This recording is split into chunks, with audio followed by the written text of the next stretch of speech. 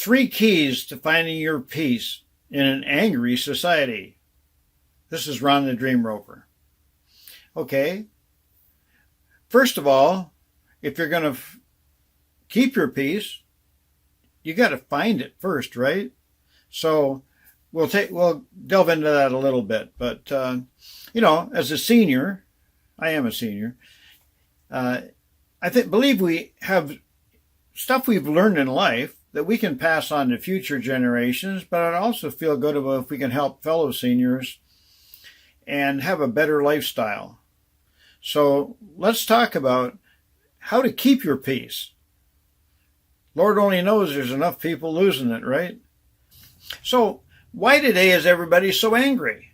Everybody's angry over something. Everybody is getting offended over everything, right? Look at Facebook. Maybe I came from a kinder, gentler time, but we didn't have to agree on everything all the time. We could disagree and still love each other, like each other at least.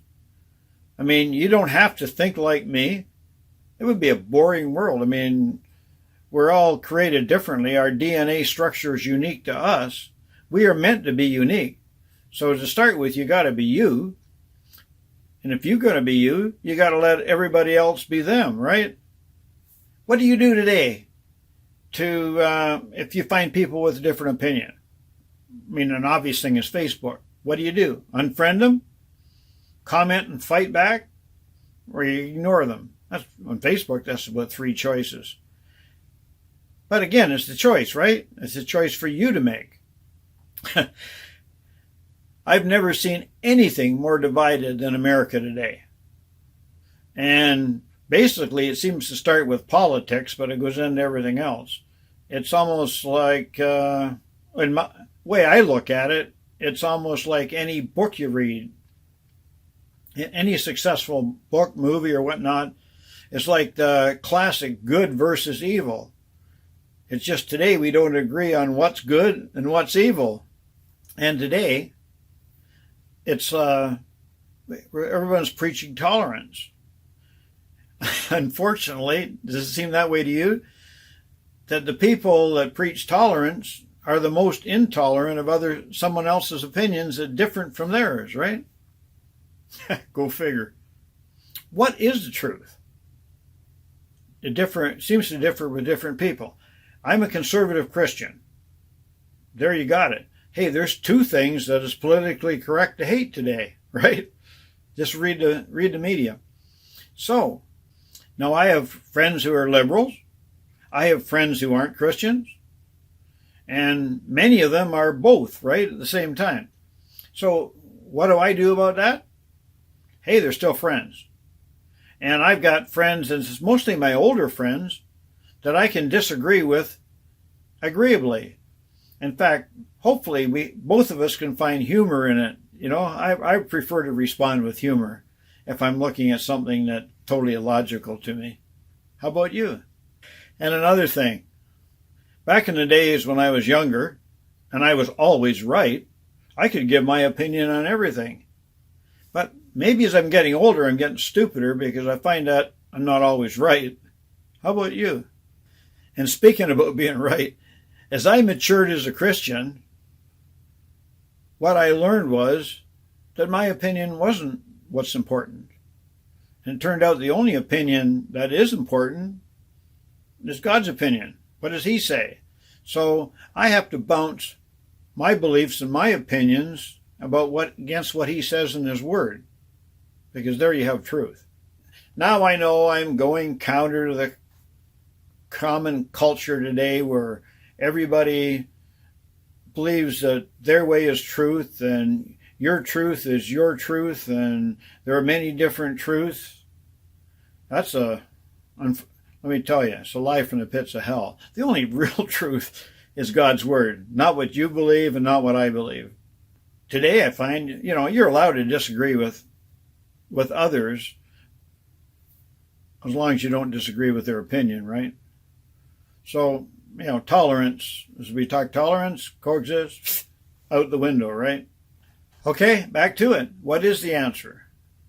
Well, my answer is, I look to the word of truth because hey, God created the world. He created everything that's in it. He made us in his own image.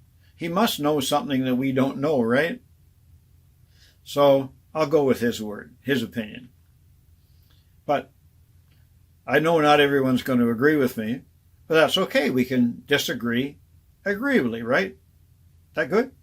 Secondly, we're talking about peace. What is peace? First of all, we have to have peace within. And we're not going to get peace within if we're angry all the time. So what do we do about that? Okay, so how do you keep your peace? Well, what I do, whether it's my answer for you or not, that's up to you. But my answer is I avoid watching the news. Well, heck, they only focus on negatives because that's what people keep watching for, right? And I avoid politics. And although that can be a great source of humor, let's think about it. And I avoid getting sucked into Facebook arguments. Although sometimes I fail, I'm not perfect. So, what about you? Do you get all into controversy on Facebook all the time? Because that sure will steal your peace, right? You got to laugh sometimes. You got to see the humor in things. Heck, you might just get upset over people. People will do what people will do. Fact of life. But staying peaceful sometimes is hard when people do what people will do. You can take into two categories of what generally annoys you about people. One, people pay you too little attention. They ignore you. Or two, they pay you too much attention because they want to control you. I'll leave that up to you which is worse. But how do you respond to either? How can you avoid the annoyance, getting angry, etc. with these folks when they do that? Well, first off, you got to know who you are, because that's important. And then you need to be comfortable with who you are, comfortable living in your own skin. And finally, should be the easy part, might not be, realizing others' opinion of you is their opinion. It doesn't matter. It's only his opinion that matters. So, that brings us into topic number 3 of the 3 keys. Our reaction. It's how we react. So, really the key word here is not reacting. Because the difference is, circumstances are circumstances. Stuff happens. Stuff happens to all of us. So it's not so much what happens, and I'm sure you've heard this.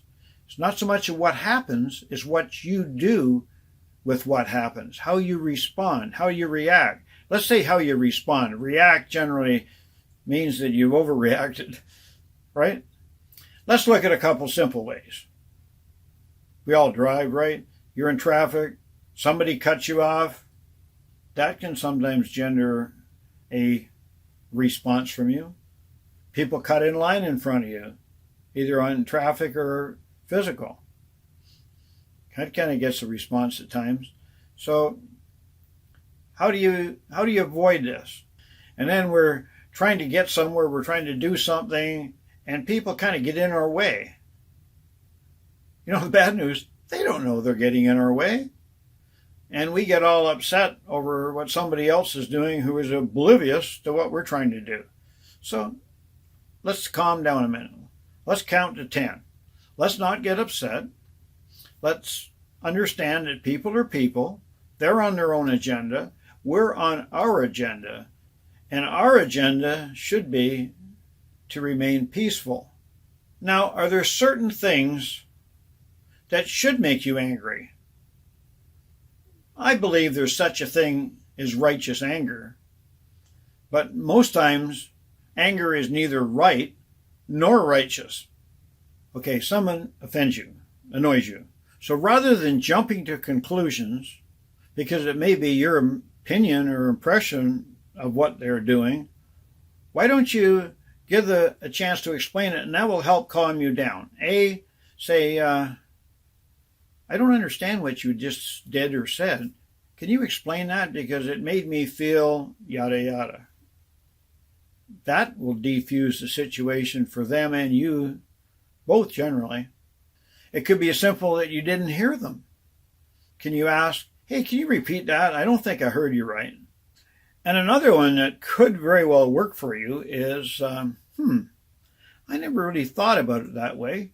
Can you kind of explain it to me how you came up with that, or how that got led to that conclusion? Now, by saying that, you're showing them respect, and you're also giving them an opportunity to explain further and tell you how they really feel.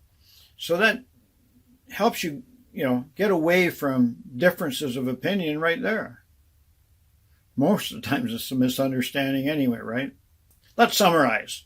3 keys to not losing your peace is in identifying who you are and what is truth, identifying your peace, and controlling our reactions.